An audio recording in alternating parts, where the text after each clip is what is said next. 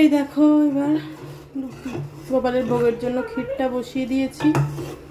ক্ষীরটা হচ্ছে, প্রায় অনেকটাই হয়ে গেছে, দুধের রংটা দেখে তোমরা বুঝতেই পারছো।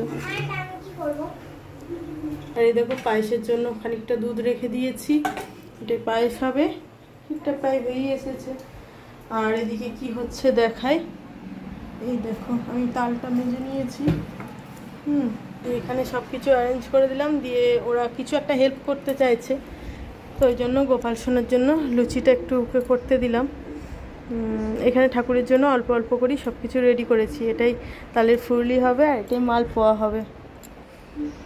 এই হোক, তারপর আবার ঠাকুরের সব ভোগের জন্য সাজিয়ে দেব। দেখো ফার্স্টে তালের লুচিগুলো ভেজে নিচ্ছি।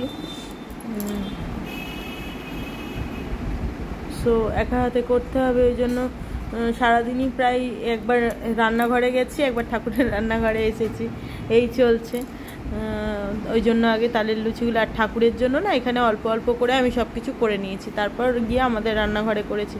কারণ এই ঠাকুর ঘরে খুব বেশি করতে গেলে না আরও দেরি হয়ে যাবে ভোগের প্রসাদের সব জোগাড় করতে। তারপর লুচির পর মালপোয়াটা ভেজে নিচ্ছি। মালপোয়াটা ভাজা হয়ে গেলে তারপরে একটু ফুরলি বড়াটা করে নেবো তালের। এই যে দেখো ফুরলিও ছেড়ে দিয়েছি। ফুরলিটা হয়ে গেলে এরপরে ক্ষীরটাও তো আগেই রেডি হয়ে গেছে, ওটা ঠান্ডা হয়ে যাক, ঠান্ডা করতে দিয়ে রেখেছি। তারপরে শেষে পায়েসটা বসিয়ে দিয়ে আমি কাজগুলো সব গুছিয়ে নেব। আর কি বলতো, এই যে ঠাকুরের জন্য যাই হোক একটু কিছু নিজের হাতে করা না, এই একটা আলাদাই শান্তি, জানো তো। এমনি আমাদের এখানে ধরো সবই প্রায় কিনতে পাওয়া যায়, তালের ফুরলি থেকে শুরু করে মালপোয়া সব রকমই কিনতে পাওয়া যায়। বাট যদি কিছু একটু ঠাকুরের জন্য করতে পারি নিজের হাতে, সেটা অনেকটা মানসিক শান্তি দেয়, জানো তো। ওই জন্য চেষ্টা করি যে যতটুকু পারি একটু নিজের হাতে করে দেওয়ার। এই যে দেখো তালের বড়াগুলো এক এক করে আমি ভেজে নিলাম।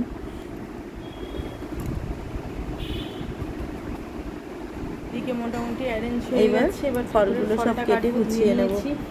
হ্যাঁ, আর ওদিকে দেখো আমার সোনামা কি করছে, চন্দন। এই যে দেখো ছোটো মোনা চন্দন ঘষে দিচ্ছে আমাকে। আর ঠাকুর ঘরে সবই হয়ে গেছে, শুধু পায়েসটা আমার হচ্ছে, এই যে তাই হওয়ার মুখে।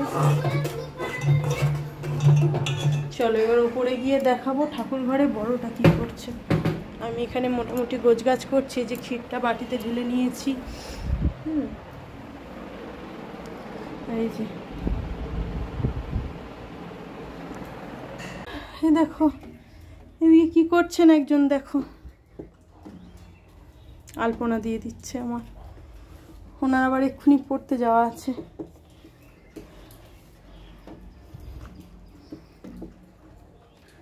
এই দেখো মোটামুটি সব জোগাড় করে নিয়েছি, এবার যাব ঠাকুর ঘরে এগুলো নিয়ে যাব। এই যে আর দেখবে আমার গুগলুইরা কি করছে।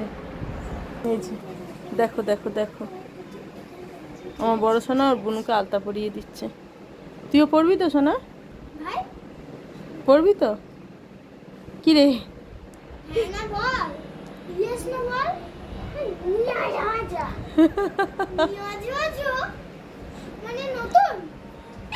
এই যে আমি আলতা পড়েছি দেখেছে, ওদেরকে ওই জন্য আলতা পড়তে হবে, আলতা পড়া চলছে।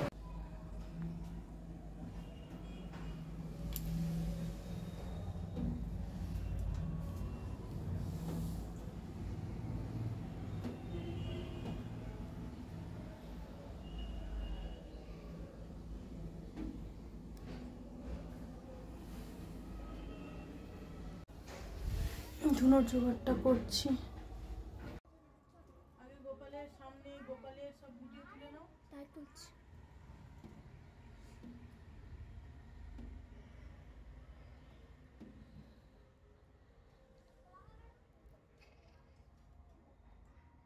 পজ করে দিলাম, কেটে দাও।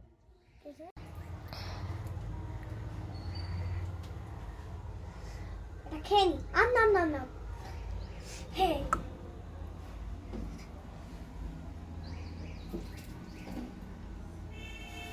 গোপাল ঘুমাসে কখন আসবে? ঠিক আছে, ওইখান দিয়ে তোমার পুজো করতে হবে তো, দেরি হয়ে যাচ্ছে তাই না? শোনা ঠাকুমাকে এলো না।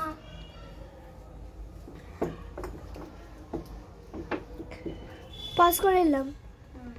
তো আমরা এবার ঠাকুরমশাই আসার অপেক্ষা করছি। সব জোগাড় হয়ে গেছে, সারাদিন ধরে সবাই মিলে গুছিয়ে আমরা জোগাড় করে ফেলেছি। আমার সোনারাও কিন্তু যথেষ্ট হেল্প করে দিয়েছে আমাকে। আমি কি করলাম গো?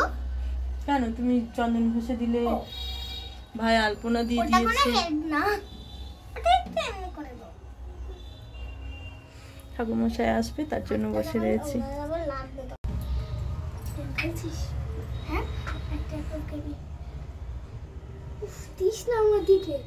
ওরম করছো কেন বড় সোনা? চোখে ঢুকে যাচ্ছে।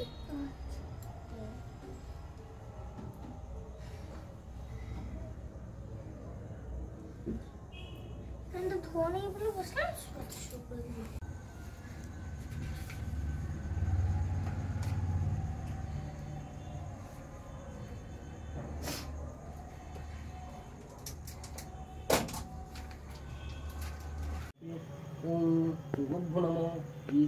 পুষ্পে তমাল তরভে নম এইতে গন্ধ পুষ্পে যমুনা ওই নম একটু ভাঙন মিললাম সাহেব বাহন পরিবার সহিত কপালাগ্ন দেবে আমি।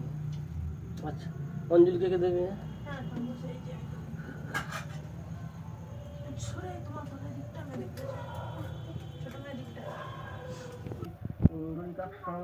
সবার সূচি নাম সূচি নাম সূচি নাম সূচি পতঙ্গন গন্ধ পুষ্পাঞ্জলি নম গঙ্গোপালায় নমঃ। পতঙ্গন গন্ধ পুষ্পাঞ্জলি নম গঙ্গোপালায় নমঃ। কুলগুরু বশিষ্ঠকে রাজা দিলীপ শ্রীকৃষ্ণের জন্মাষ্টমী ব্রত বলিতে বলিলেন। বশিষ্ঠ বলিতে লাগলেন, এক সময় কংসের অত্যাচারে উৎপীড়িত হইয়া ধরিত্রী দেবী শিব ও দুর্গা নিকটে উপস্থিত হইলেন। তারা তাহার দুঃখ দেখে দুঃখিত ক্ষুব্ধ হয়ে ব্রহ্মাকে আর প্রতিকার করতে বলিলেন। ব্রহ্মা তখন দেবগণের সহিত ক্ষীরদ সমুদ্রে নারায়ণের নিকট স্তব করিলেন। নারায়ণ কারণ জিজ্ঞাসা করিয়া বলিলেন, শিবের বরে উদ্ধত কংস পৃথিবীতে অত্যাচার করিছে, কিন্তু শিব কংসকে বলিয়াছে তার ভাগ্নে হস্ত ছাড়া কংস নিধন নয়, অতএব আপনি যে প্রতিজ্ঞা জন্ম নিয়েছেন। ব্রহ্মার কথায় নারায়ণ সিদ্ধ বলিলেন, এক বৎসর মতো দুর্গা পিতাও মক্রিয়া করিতে। অতঃপর নারায়ণ দেবতী উদরে আর মহামায়া গোপী রসরস প্রবেশ করিলেন।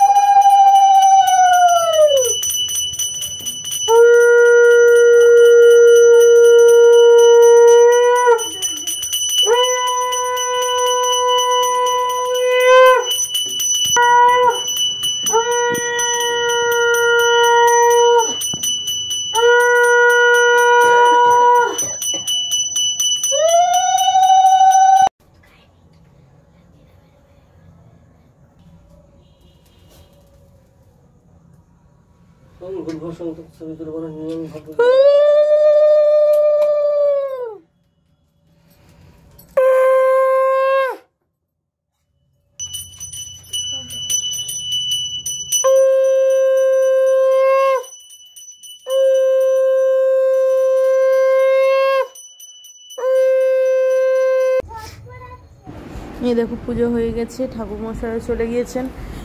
এবার আমি একটু দরজা জানলাটা সব বন্ধ করে দেব, তারপরে এসে প্রসাদ তুলে নিয়ে আমার গোপাল সোনাকে আবার শয়নে দেবো, কারণ অনেকটাই রাত হয়ে গিয়েছে পুজো হতে হতে।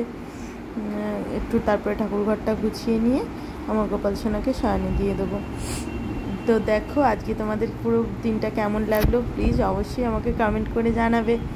আর আজকের ব্লগটা ছিল এই পর্যন্তই। Tata bye, thank you. সবাই ভালো থাকবে, গোপালের কৃপায় সবাই সুস্থ থেকো, বাই।